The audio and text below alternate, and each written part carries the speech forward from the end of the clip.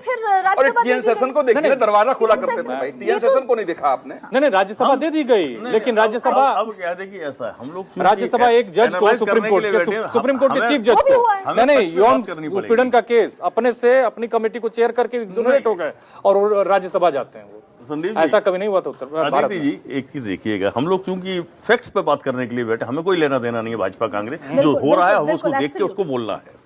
सबसे बड़ी चीज क्या होती है कि अगर ये सब कांग्रेस के टाइम में हो रहा था कि छत्तीसगढ़ से ऑपरेट हो रहा था, मध्य प्रदेश से ऑपरेट हो रहा था, तो बदला क्या इस देश के अंदर? आप भी तो ऑपरेट कर रहे हैं ना। बदला और दूसरी चीज नहीं, एक चीज और है नवीन जी, उसके बगैर राजनीति नहीं हो सकती। नहीं, ये गलत साल का भ्रष्टाचार, बड़ा नैरेटिव गढ़ा गया इस देश के अंदर राजनीति में भाजपा के द्वारा।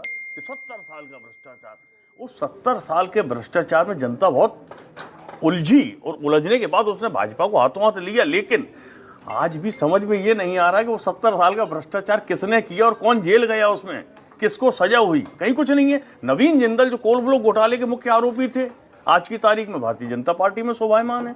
अजीत पवार 70,000 करोड़ के घोटालेबाज थे, वो भारतीय जनता पार्टी में है। और इसके बीच अदिति जी एक लाइन और कहूंगा, भारतीय जनता पार्टी की 600 से अधिक जड़ जमीन के साथ शानदार कार्यालय बन गए।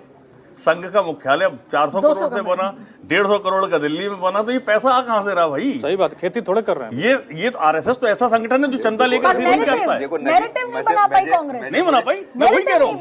अरे कल एक लड़के को, आपने बिल्कुल सही बात नहीं कहना चाहिए। जहां से नवीन जी आते हैं, जिस क्षेत्र से आते हैं, मुलायम सिंह जी का घर कैसा था आपने नहीं देखा? यस, अब कैसा है?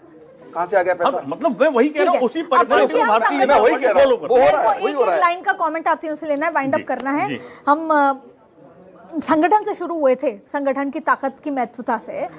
तो देखिए, भारतीय जनता पार्टी ने ना सिर्फ संगठन बढ़ाया, भारतीय जनता पार्टी ने एक और चीज की, वोट बैंक को उन्होंने बांटा।